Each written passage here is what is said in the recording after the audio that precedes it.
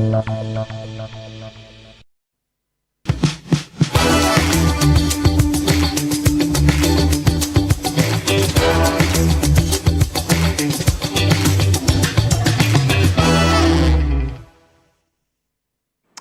and welcome to another edition of Agenda here on TV3. I am Joseph Akable. Tonight we begin an all-important build-up to the 2026 State of the Nation address. We know that President John Dramani Mahama will be addressing the nation for the second time. He did so last year, and at that point in time, he touched on many key issues. The first was he gave us an update on the state of the country as at the time he took over. 1 year on, he prepares to address the nation again, and we asked the question, in terms of where he found the country and where we are now, can it be said that we've made some good progress such that we can look forward and say that we are heading in the right direction?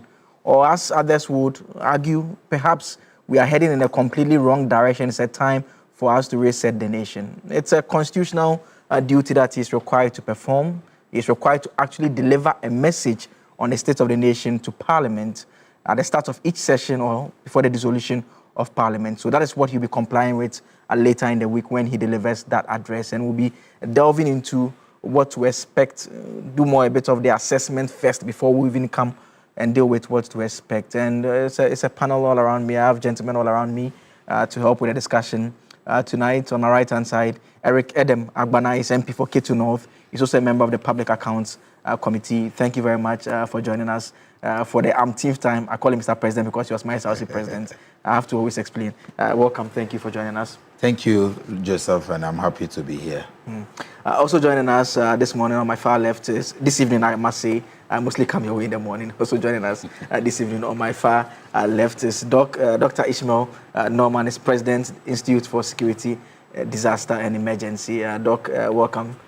Doc is a legal practitioner as well, so I have to welcome him as a senior. So senior, welcome and thank you for joining us. Thank you. You're welcome, senior. Also with us in the studio, Kofi Tonto. Kofi Tonto is a political aide and deputy spokesperson to the former vice president and the NPP flag bearer, Dr. Mahmoud Baumia. Kofi, welcome. It's always a pleasure to have you joining us. Yeah, good evening, and thank you very much as well. I want to start off first with Kofi right next to me, and just starting from President Mahama's address last year, actually on the 27th of February 2025, when he spoke in Parliament. The very opening paragraphs, he made a point that about the fact that it says it's common knowledge that our economy is in dire straits, which is putting it mildly, because after an initial assessment of the books, we have discovered that our economic problems are much deeper than was publicly known. We have inherited a country that is broken on many fronts. And he went on to say that the challenges are staggering. Now, when you put this assessment of the economy side by side, President Adam Akufo-Addo's last address, he had also taken the view that he was leaving Ghana at a better place than he found it. And so there's a bit of a disagreement there. But the question still remains that 1 year on, what would we expect the health of the country to be when the president addresses us? And Kofi, starting off with you, would you say that the last 12 months under His Excellency John Dramani Mahama has been good? Well, once again, a very good evening to you and to your cherished viewers. I think President Akufo-Addo's statement was definitely spot on, largely because it was not lost on anyone that Ghana faced a turbulent time. I mean, from 2022, I recall around August, leading up to October 2022, the currency depreciated sharply. In fact, the troubles really began around March 2022, when the Russian-Ukraine war started. I recall in February 2022, petrol or crude was around $66 per barrel. By March, crude had gone all the way up to almost $120 per barrel. What that meant was that the same tonnage of crude products that we import, 347,000 metric tons, that was costing us about $200 million a month. We needed $400 million a month. So that will put a lot of pressure on the currency. Aside from the fact that we have to pay more for it, we needed more FX to be able to import the same quantity. Lead up to that, we had issues with shutdown from the international market, etc.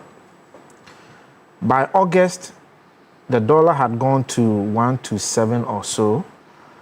And then by October, within a span of 1 week, it declined to 1 to almost 16. It was a very sharp decline. I recall because we were in the north when the whole thing happened. And everything skyrocketed. The economic crunch came. It led on to, food inflation and other forms of inflation. But by 2024, we were, coming out of it. Of course, not fully, but everything started turning around. We saw inflation coming down. We saw the cedi making some progress, albeit not so strongly, but, reasonably making some progress. And then all the other economic challenges we had, we saw some reprieve. So President Akufo-Addo was not lying in saying that Ghana was making a turn. In fact, it's not President Akufo, or it was not only President Akufo-Addo who said that. The IMF said that, World Bank said that. And then President Mahama came in and he gave his own description, criminally managed and all of those things. So for the last 1 year, they also took on and decided to take some steps. Largely, and any objective person would tell you that it's been artificially managed. I mean, if you take the currency, for example, they've pumped well over 11 billion in one fiscal year to shoot up the currency. Aside from that, somehow inflation has also dropped all the way to 3.8, even though some of the calculations, some of us have raised questions about even the percentages and how they do it. Nevertheless, for me as a Ghanaian, I'm not worried. It's a good thing if the economy is seeing progress. It's something that we must all be excited about. But it stands to reason that it didn't just happen. It was a progress, and then they came to meet it, and they've also done what they had to do. So there's absolutely nothing wrong if Ghana's economy, at least on the indicators, if we are seeing some progress. But then it bears the question, what is the real impact in your pocket and then in my pocket? For me, that is what it really comes down to.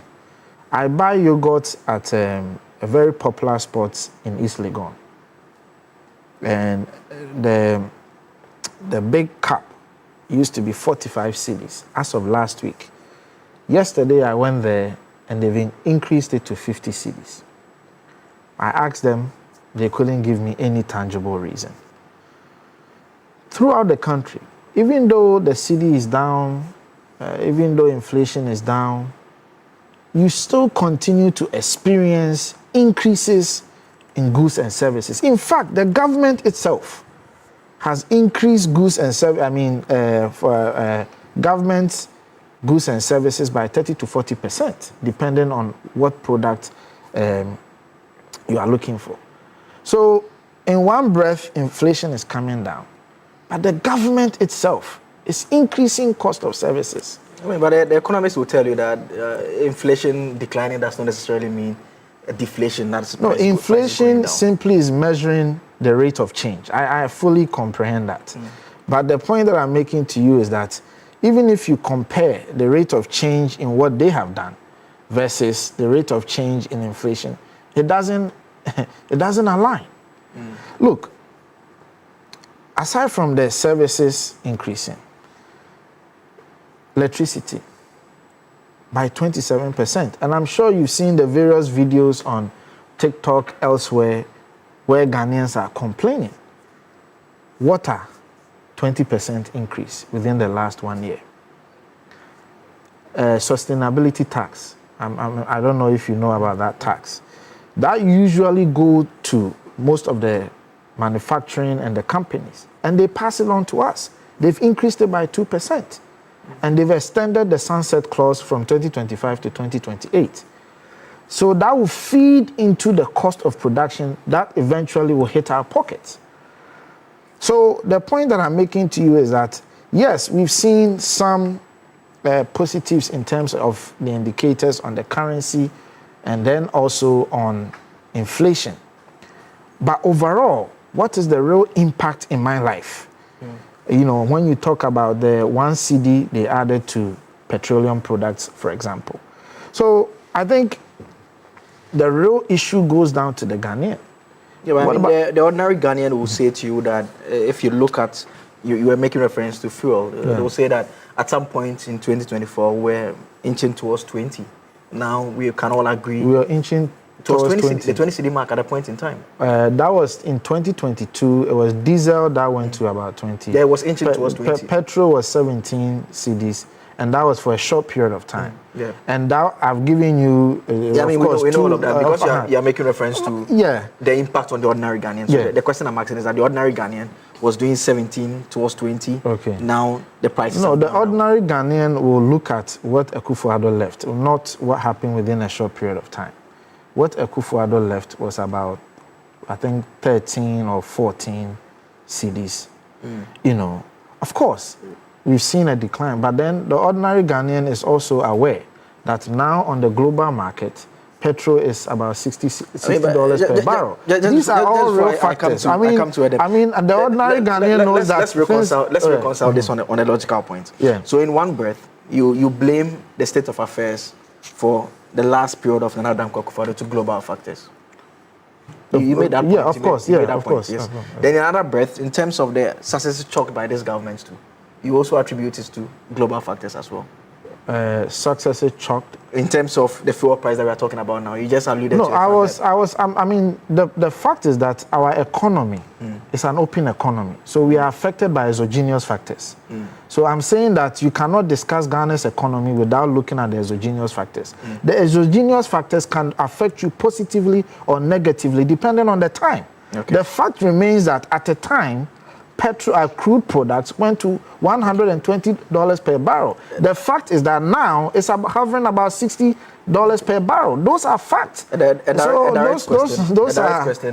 Ghana at a better place today than? No, I think I'm saying that Ghana is making progress, and as a Ghanaian, I don't have any issues on some indicators. Okay. That, of course, I will not dispute the fact that dollar is, I think, 11.8 now, and inflation is 3.8. I mean, these are data. I'm not disputing, even if I have questions about it. All right. But I'm saying that it comes down to the impact in your pocket and in my pocket. And I've given you examples where I'm paying more for electricity, 27%. I'm paying 20% more for water. I'm paying more for almost, government fees and charges. I can give you several examples. I'm saying that companies are passing on the sustainability tax to us by way of increasing their the cost of their products.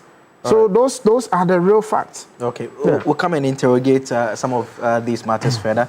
Let me bring in Adam now. You agree with, obviously you disagree with the points that Kofi alluded to. Well, Joseph, let me say good evening to my brothers on the panel and to all our cherished viewers across the world, especially to the good people of Ketu North, my people. And let me again thank them for the support that I enjoy from them as their member of parliament. Joseph, the president is mandated under Article 67 to appear before parliament and present the State of the Nation's address. And so on Friday, we will be expecting President John Dramani Mahama to appear before us in Parliament and account for his stewardship and tell the good people of Ghana the state of our cherished country, Ghana, on Friday. And so we are all in high expectations. In February 2025, when he appeared before us, I recall it was February 27th, when he appeared before us in Parliament, President Mahama, in that first State of the Nation address on his return to the presidency, don't forget he has been president before, he gave us a clear picture of the kind of economy he inherited, gave us the picture of the country he inherited, issues of security, issues of education, and all of that. And so for me, going into Friday, my expectations are that we will be looking at the new report, the report card, to indicate to us as the good people of Ghana that this is what President Mahama has been able to do within the first year in office. And so all the things that he said in the first address last year, we will be measuring him by the progress that we have made.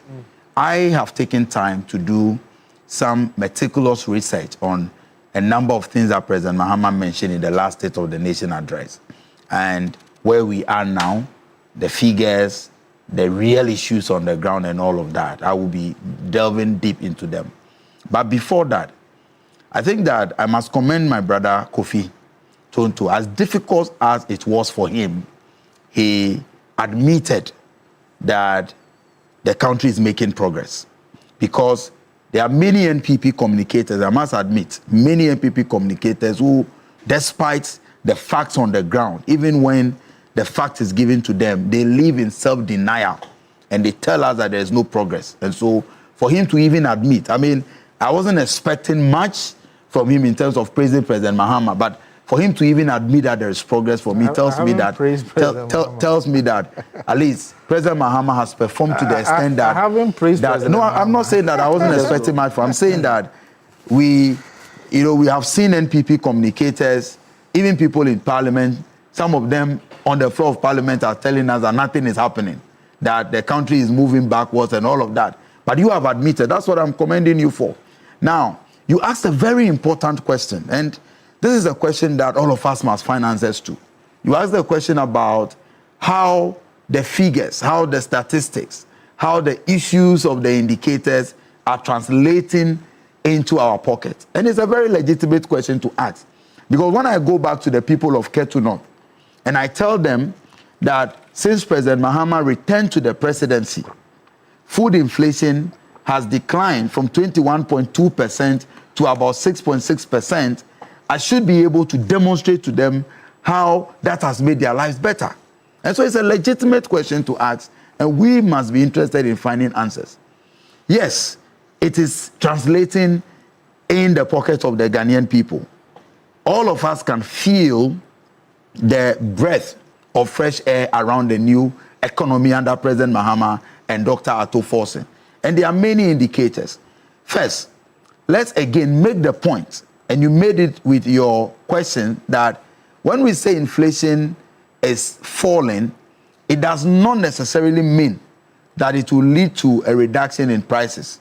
Because when you go to that, it means that you are talking about deflation. But in this case, all we are saying is that the rate at which prices of goods and services increase, that rate has decreased. So in the past, under President Akufo-Addo, there was a point where inflation got to 54%. What that meant was that today you can walk to the markets to buy a particular product at 100 Ghana cedis, and you return to the same market a month later and it is 154 Ghana cedis. Simple as that. That is what it means. What today 3.8% inflation means is that it is possible to go to Joja Market, to go to Penny Market, go to Apipe Market, go to Tajevu Market and buy an item for 100 Ghana cedis. But in about a month's time, when you go back, even if there is an increment, it means there's an increment of 3.8%, which means you will now buy the same item for 100 Ghana cedis, 303 Ghana cedis, and 80 pesos. And so this is the difference. So when we say inflation is coming down, it doesn't necessarily mean that it will lead to a decrease in prices. Now, how has the economic indicators affected us? Let's start with the exchange rate. First, let's establish that Dr. Mahamudu Bawumia, the finest economist in the NPP, as they made us believe, they told us that he was the economic wizard. In fact, his wife touted his economic prowess and the fact that he was one of the best, if not the best economist Ghana has ever seen. Told us that if the fundamentals of the economy are weak, it is the exchange rate that will expose you.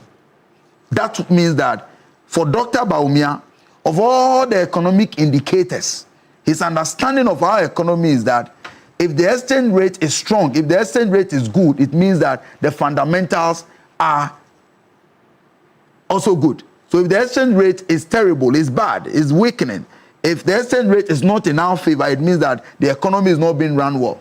We are moving with Dr. Bawumia's logic. I will not seek to propound a new logic. Let's accept what Dr. Bawumia said. Now, if Dr. Bawumia's logic and his economic proposition on the exchange rate and how it affects the fundamentals of the economy is anything to go by, then the fact that our city has appreciated by 40% is an indication that His Excellency John Dramani Mahama and Dr. Ato Forsen are managing the economy so well that they must be applauded. It's as simple as that. Now, how has that affected you and I? We all know that in as much as we are seeking to produce more, manufacture more, add value to our raw materials, currently, our economy is an import-dependent economy. Many things that we use on daily basis are things that we import, even just around us. Personally, I have made a conscious effort that the many things I can purchase from those that are produced here, I will be able to get them here. And so, from my shoes to what I wear to my watch, they are all locally produced. That is a personal decision I have taken. But for things like the gadgets that I have here, and even this pen, these are all things that we import. What it means is that in the past, if I needed $1,000 to buy this iPad, $1,000 to buy this iPad, I needed to convert 17,000 Ghana cedis in order to get $1,000 to be able to buy this iPad.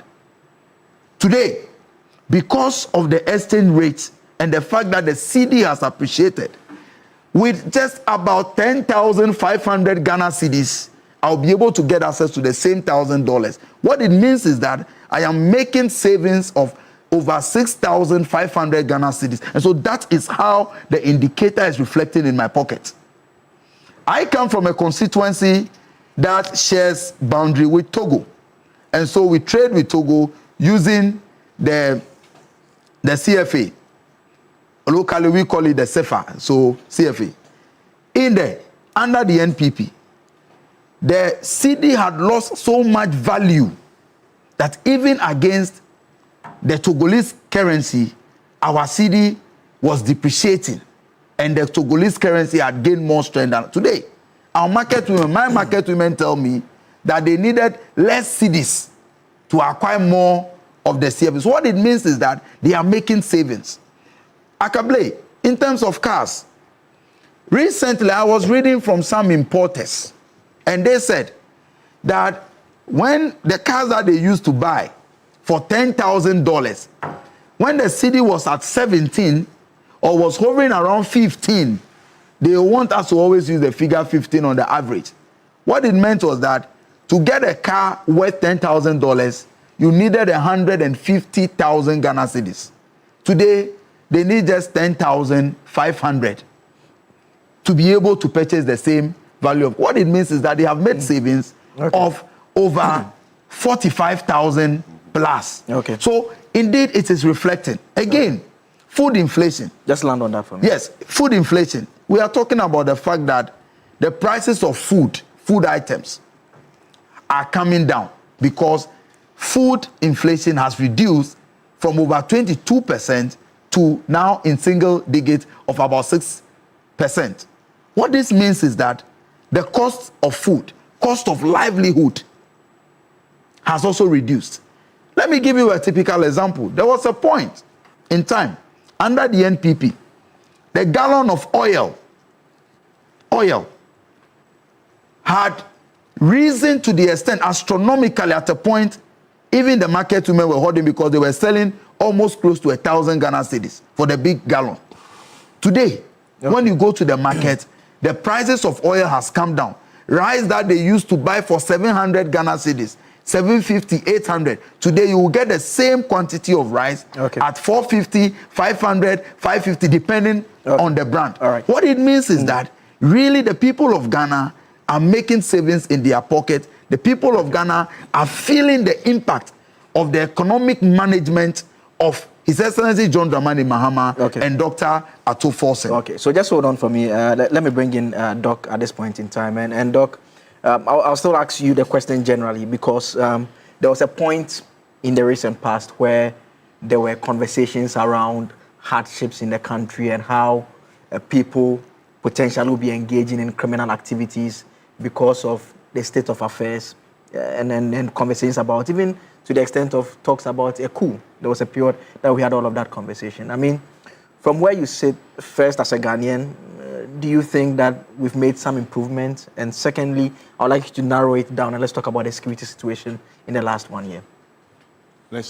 To what situation? The security situation. The security. Okay. As a Ghanaian, as a consumer, I can say that I am better off today than I was 16 months ago. Seriously. I also buy yogurt. I shop from Malcolm, ShopRite, and Super Save. And when I buy that big container of Greek yogurt, it's 54 Ghana cedis. So maybe because of the location of the shop where he buys his yogurt could be the reason why. Because Greek yogurt is probably the best yogurt you can ever eat. And it's not as expensive as what he buys. I do believe that generally, lorry fares have come down. Every day when I go to Teshi to go to work, I drive through 5 villages and I can see improvement in the livelihood of the individuals. They don't look as dejected as they used to be. The communities are even cleaner than they used to be. And the drivers are actually busier than they used to be. So for me, all I can say is when it comes to the overall performance of President Mohammed's administration, the first year, I would say on a scale of 1 to 10, and 10 being the highest, he is operating, or the NDC administration is operating around 7.5. Whereas the last 2 years of President Nanado's administration, they were operating at 1.2. 1.2? Oh, yes, because things were really bad. First, they used to ascribe the difficulties to the COVID. I was one of the advocates against Nanado's interventions, government's intervention with the COVID. And I knew that they were going to use that as an excuse. As a disaster management specialist, I knew they were going to use that as an excuse. It was at your executive theater on the 28th of February, 2020, that I predicted they're going to use COVID to steal money. And my prediction came through. So, but I mean, that's to the extent that, as it stands now, no one has been convicted of stealing money. I know that. From COVID. Well, because our criminal justice system is not as strong as it should be. You know, I run a school that specializes in criminology. No one has been convicted. Yeah, so I know. But we all know that, what happened. But go ahead and make okay. Point, Now, when it comes to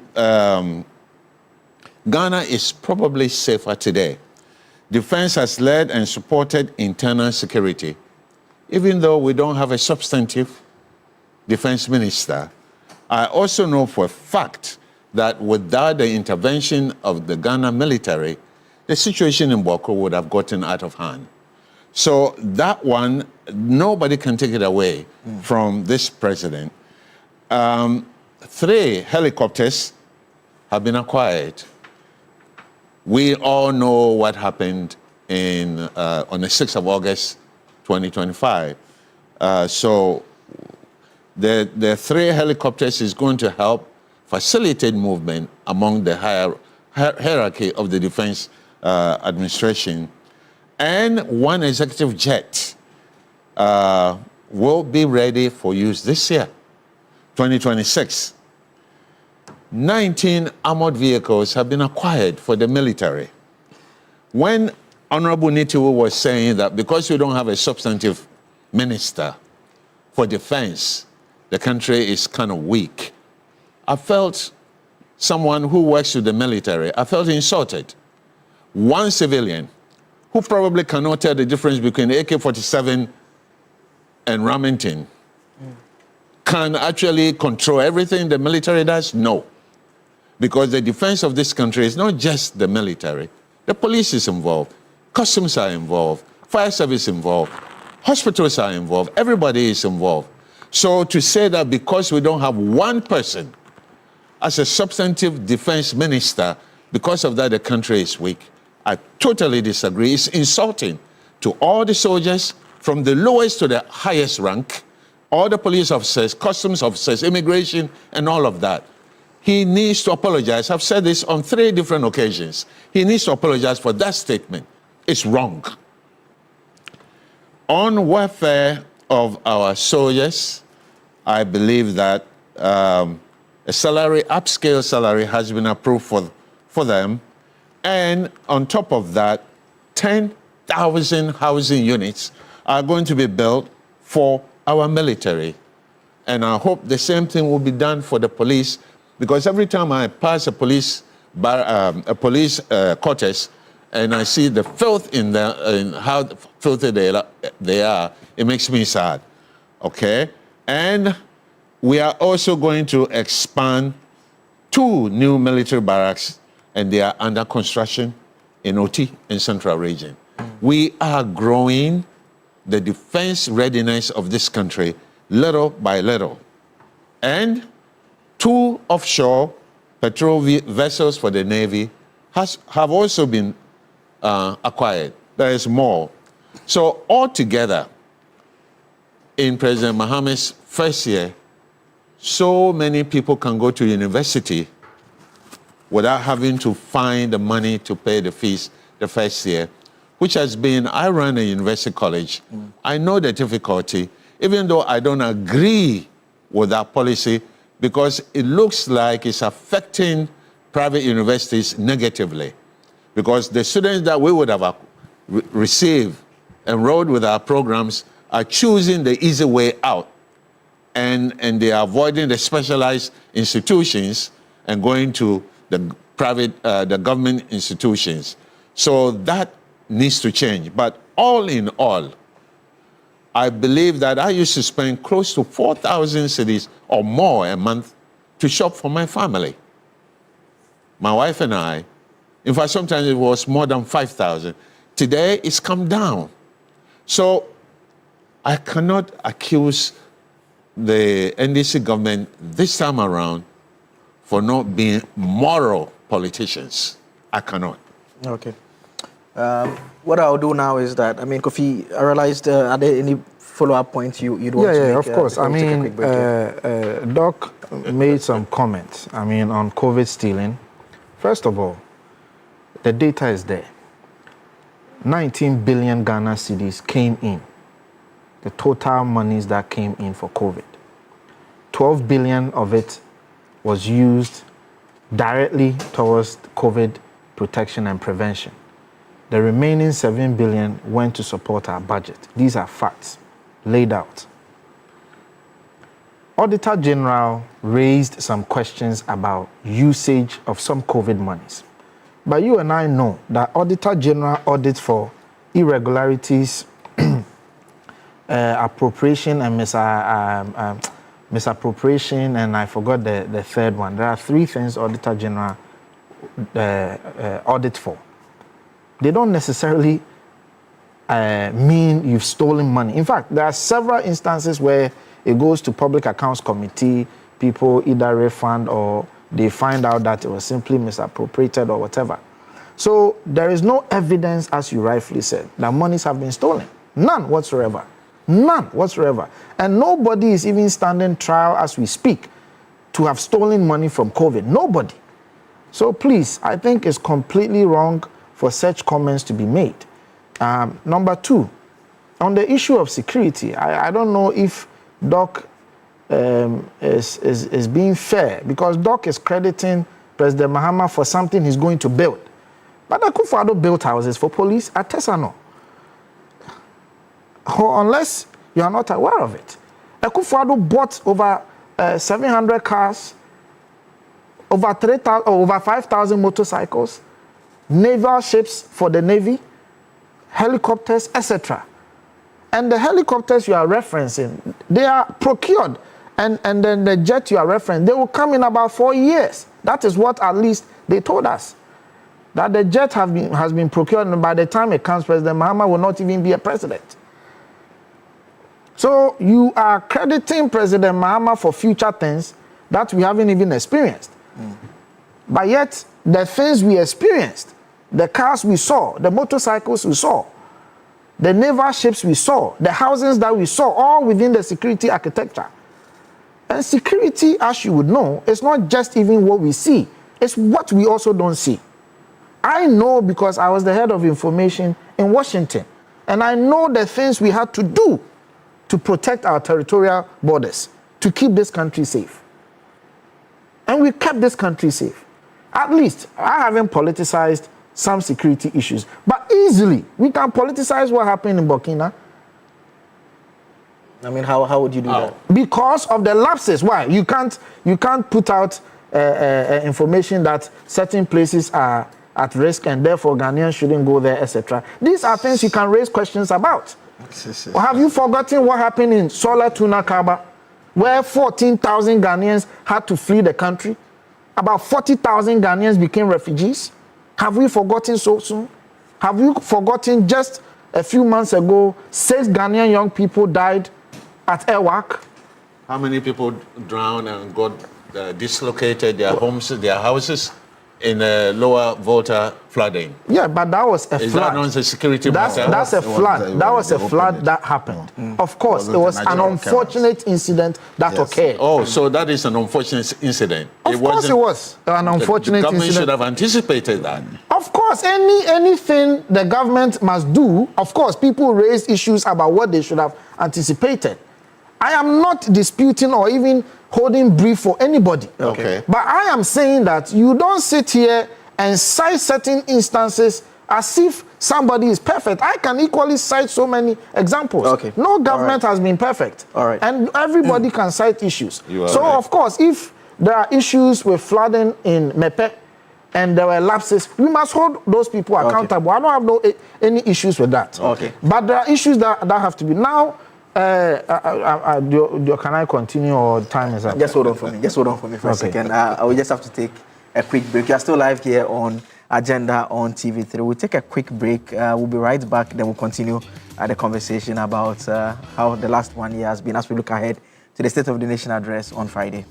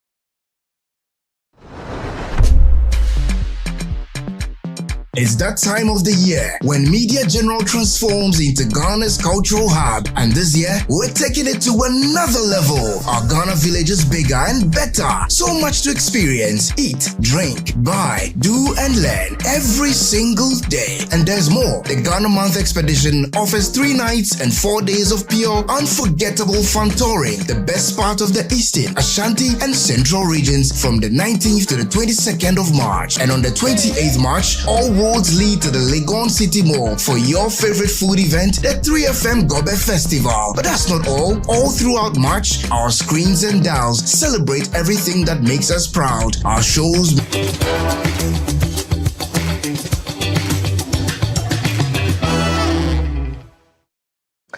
Thank you for staying with us here on TV3. Still agenda, interesting conversations on and off air. I gave Kofi the chance to respond to a few issues, so I'm going to go over to Edem and he'll do the same. Then we'll start the final round, which will basically be looking ahead at what we expect to take place on Friday. I mean, Edem, there were a few points that I wanted to make here. So, Joe, I refuse the temptation to delve into the discussion on security wearing a political lens. I have always maintained that we can do our politics. We can always debate the issues from the perspective of NDC and PP. But there are some issues of security, issues of health, some of these critical, some of these sensitive issues, we must be careful not to attempt doing partisan politics with it, because at the end of the day, if Ghana becomes unsafe and a bullet is sent your direction, the bullet will not wait to ask which party you voted for or which party you belong to. And so the angle Kofi wants us to go, because if you want us to talk about security lapses that led to the death of Ghanaians, even within this country, under the NPP, including the ones that were perpetuated by men clad in national security apparel, we may be delving into an area where people who lost their family members, people who lost 8 people in elections, and the others, Ayawa Sowers who gone by election victims and all of that. Just last week, I met one of the victims. I don't want us to get into these areas where we begin to put NDC, MPP on our security conversation. So I don't want to delve there. But talking about the issue of SONA and our expectations, again, aside the economy, which there is a general acceptance. In fact, a recent survey conducted validates the point that 68% of Ghanaians are comfortable, they are happy, they are satisfied with the performance of President Mahama. What it means is that even the 38 that they had is falling off their hands, because many more Ghanaians are appreciating the good works of President and have accepted that the economy is being run better than it used to be under the NPP. But aside the economy, Joe, there are some other social issues that we cannot finish this discussion without touching on those issues. The first one, under the 8 years of NPP, the one policy that they touted as the solution, a panacea to every problem, even if we complain about insecurity, they told us they were implementing free SHS. If you complain about lack of good roads, water, everything, their solution was free SHS. They told the people of Ghana, and my brother Kofi was part. I recall many media platforms where they told us that if President Mahama is elected, free SHS policy will collapse and he's coming to cancel it.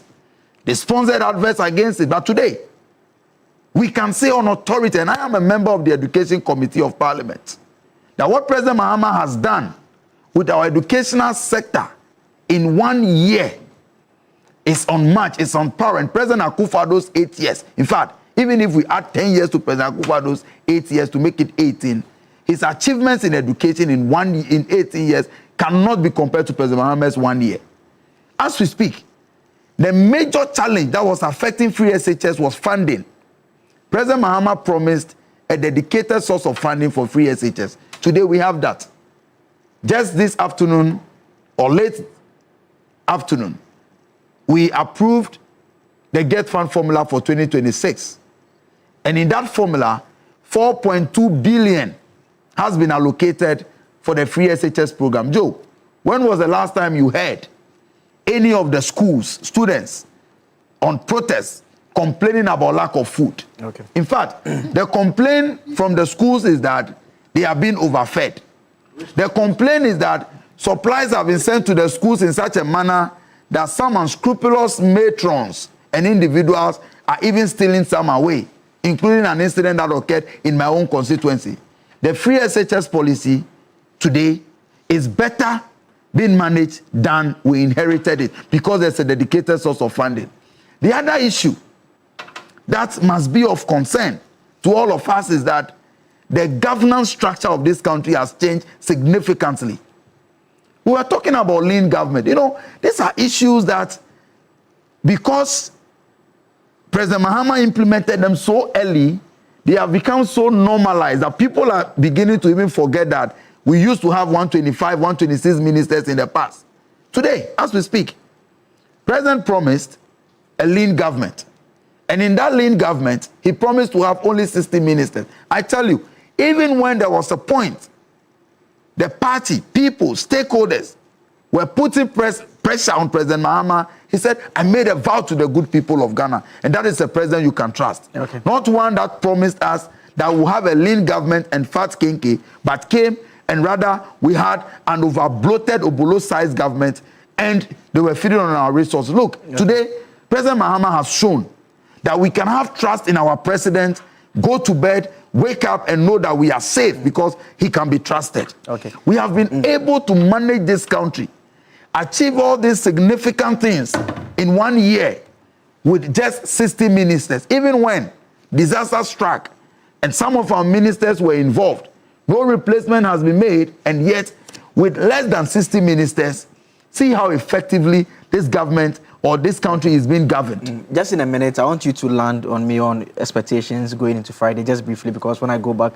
it's not like I'm coming back to you again. So just expectations on Friday, my expectation and the expectation of my constituents, expectation of the good people of Ghana, the expectation of the young people of Ghana is that President Mahama will touch more on the other major interventions that will result in job creation, sustainable jobs.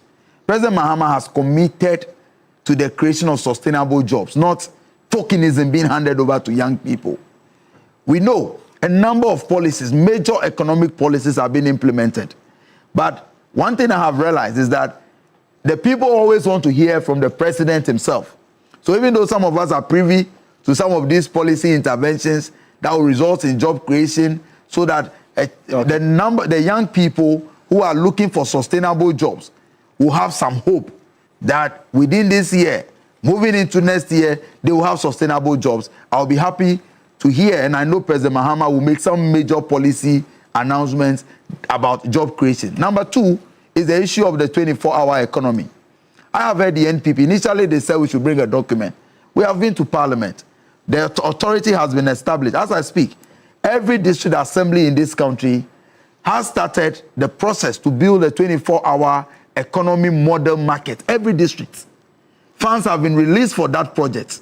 And so when you go to Ketu North, our 24-hour economy model market will be at Joje. And the processes for the procurement has already started. Okay. They were advertising it. So at the end of the day, what President Mahama seeks to do is that we are not only talking about manufacturing, we are creating markets. Imagine all 200 plus districts in this country. 24-hour economy model market, where people can walk in and get services, where the Women's Bank will be located and many of these services. Joe, I am confident that the path on which we are and how President Mahama is leading us, the next 2-3 years of President Mahama's administration will be the best ever. The country is on the right path. The people of Ghana understand that we are doing well and we can only get better. Okay. Doc, expectations going into Friday? Great. Just to follow up with where my honorable landed, I would like to see more emphasis and interventions on indiscipline in our high school system in Ghana today. Yes. It's becoming a bit too much. Maybe we should follow the example of Europe and Australia and a few other countries to cut out access to social media, Instagram, for those below the age of 18 that are still in high school, that they should not be allowed to take their phones to school because of being actors on social media, the beating that happened just a few days ago shouldn't have happened. But somebody wants to be the high school cowboy and want to beat somebody at the Achimota for them. So I would like to see also better parental control. If your child goes to be somebody's child at school and a person dies, you should be prosecuted for offense, for not controlling your child. The law has to really become very effective in that sense.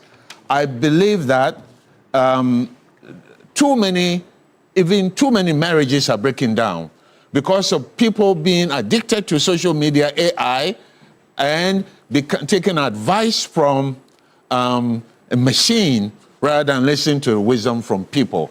The school violence has to come down. Because one day, Joe, somebody will take a gun and go and blow, as we've seen in school violence in America and other places.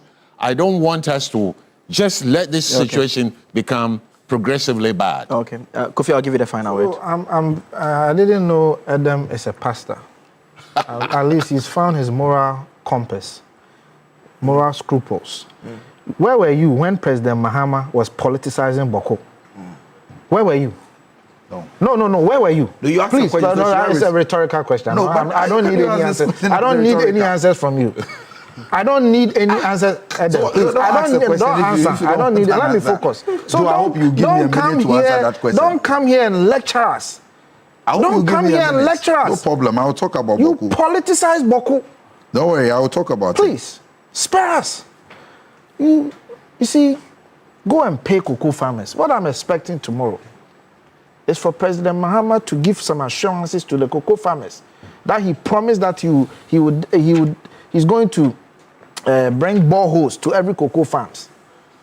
That they are going to offer all cocoa farmers health insurance and their wives. They should talk about it tomorrow and give them an assurance that they are going to pay them the money that is due them. What I am also hoping for is that the teachers who are waiting for their monies, they will be paid. What I am waiting for is the nurses who are waiting for their money, that they will be paid. You know, in this year's budget, not a single nurse will be hired in the whole year of 2026. Not one nurse will be hired. And those who were hired previously, none of them have been paid. None of them. So I'm hoping that President Mahama will talk about it. I'm hoping that President Mahama will talk about the hikes in utility tariffs. 27% in electricity, 20% in water. Now you talk about lean government.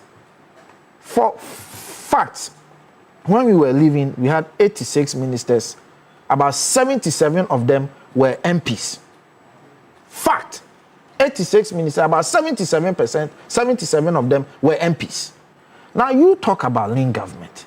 Yet, at the Jubilee House, you have increased salaries for staffers at the Jubilee House from 340 million to 570 million. That's not true. Number two. That's not true. What's not true? No, you see, what's not true? That's not true. What's not true? Please let me finish. We don't need any explanation. The facts are there. No, it is not a fact. What you are saying is not a fact. Let me explain to you. There were a lot of things you said. It is not a fact. What you said is not a fact.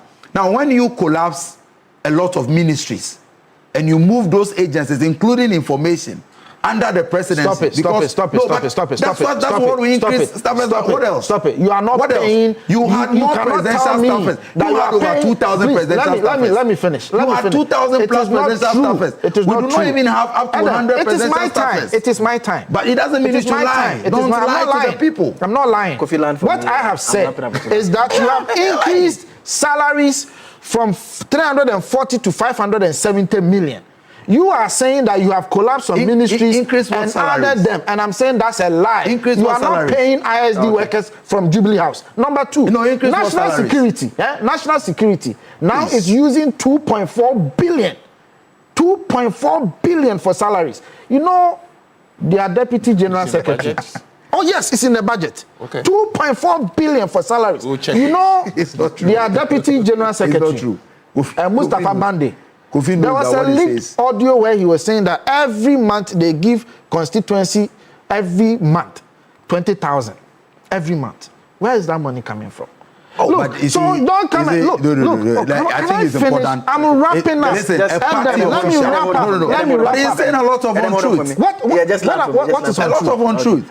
The 2.4 No, are is in the you budget. asking what Mustafa Gbandi said, where the money is coming from? I am daring you to, or you know to for check a fact the that budget. it's coming from Let your presidents. producers check the budget. That the 2.4 billion for national security salaries is not there. Let them check it. Yeah, but I have the budget here. Show me the page. Salaries for constituency. Kofi, I have the budget No, here. I'm not 2026 saying that's budget. for salary. So I'm saying that this is behind the So scenes. I have the 2026 Now, budget. let me wrap up. No, you should tell us. Let me wrap up. Which paragraph of the budget? Which paragraph of the budget? Yes. You can go and read the that's budget. No, you should point out. You can go and read the This budget. is a conversation that I'm giving you a reference. It is not true. I'm giving you a reference. No, What's not I true? can't just say. I'm giving you a reference. I can also just say that you didn't go and read it. as we work towards that. That's all time would allow us this evening. That's all time would allow us this evening. That's all time would allow us this evening. My guest, no, Kofi, hold on for me. Hold on for me. This is just the start. This is just the start of this conversation. We'll continue with it. We are not done. We are not done today. There's a lot to happen. There's Ghana tonight. There will be New Day. All the discussions will continue to have it and debate the issues. My guests have been Eric Edem Agbana. He's MP for Ketu North. He's also a member of the Public Accounts Committee. Kofi Tonto is a political aide and deputy spokesperson for Dr. Mahmoud Bawumia, MPP flag bearer. And Dr. Ishmael Norman is the president of the Institute for Security, Disaster and Emergency. Sometimes 1 hour can seem very short, depending on what you are engaging. My name is Joseph Akable. Stay tuned in. Ghana Tonight is up next.